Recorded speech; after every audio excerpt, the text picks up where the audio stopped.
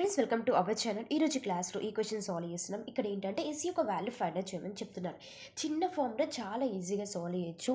ఏంటో ఫార్ములా అంటే NCR is equals to NCS.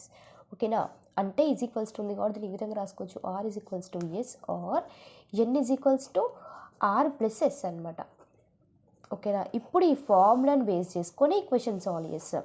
మనకి ఈ టర్మ్ విధంగా ఉంది కదా, ఈ విధంగా రాసుకుందాం. అంటే R is equals to S అంటే S plus 1 is equals to 2s minus 5 R N is equals to అంటే ఎంత 12 is equals to S plus 1 and plus 2s minus 5 S minus 2s and is equals to minus 5 minus 1 minus 6 minus S minus minus is get cancel, S is equals to 6 and ఇక్కడ 12 3s minus 4 ఎంత మిగులుతుంది 2s 3s అంటే ఎంత 16/3. S is equals to 16/3.